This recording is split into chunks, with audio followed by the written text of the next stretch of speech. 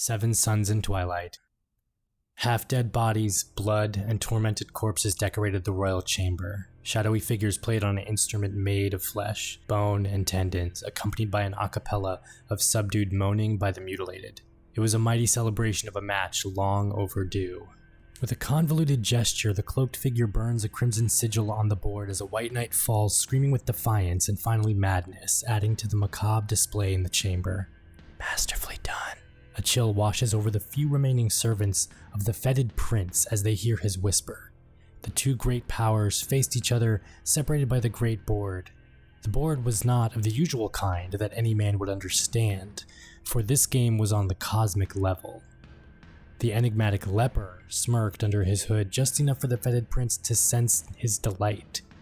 "It is time for a change, my old friend. You have fought hard, but alas, you have lost this gambit. The world of 7 suns in its twilight.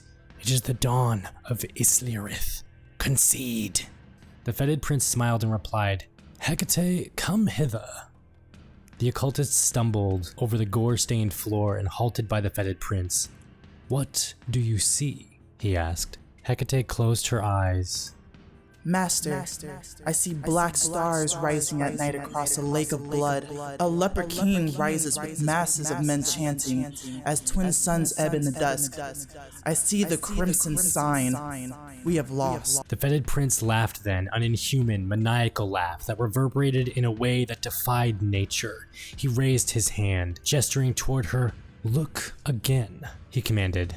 Hecate screamed as her eyes exploded from her face. She fell and knocked over the table, supporting the great board. Her mind shattered and reformed 1,000 times. After a time she looked up, exposing raw flesh from empty sockets, tears of blood dripping down her face. I am sorry, Master. Now I see. The White Knight, dead, now reforms with hatred and animus in parallel, ushering in a new house. Under the shadow of the crimson sign, Deadhaus rises and its thirst cannot be quenched. New cosmologies align. It is not over, not yet. The head of the cloaked figure jerked toward Hecate, whose flesh turned black, vomiting as the peeling skin spread across the rest of her body. She fell to the floor, a withered corpse.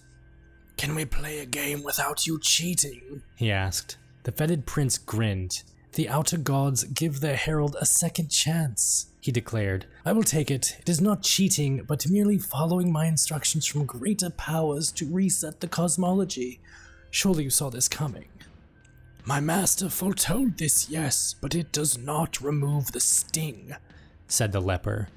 "Your play is even more masterfully done than mine, for the minds of humans are weak, but the minds of the dead are infallible. You remove one of my master's greatest strengths, but we shall still prevail. Until the next time." Lord Nagazdak opened his eyes, staring at stone columns. Dark shadows danced from the torches upon the gargoyles meant to protect the wounded from evil spirits. This night, though, they had failed. His wound was nothing compared to some he had suffered in the past, but the dreams that came when he slept were strangely unsettling. His squire claimed the wound was from a cursed weapon from a long-forgotten empire, but it was so minor Nagazdak did not pay him much heed. It was a nick at best, but lo, the dreams it wrought. He was uncertain he had never heard of a world of 7 suns or Islyrith, so insight eluded him. He would seek the wise council of elders or a priest to see if they could interrupt these strange, unholy visions. He determined to take extra care to remove any evils this wretched weapon may have bestowed upon him. But it would not matter. Outtakes. What do you see? Whoa, it's a he? Well, shit. Wait, who? Oh, no, fucking A. It is him. Fuck, okay. Also, turn off your phone. Did it bing? Yes, it did. Shit. "Hecate, come hither. I don't like that. Yeah, That's not good. I am an old man. Who are you? Oh, I know you. Oh, man.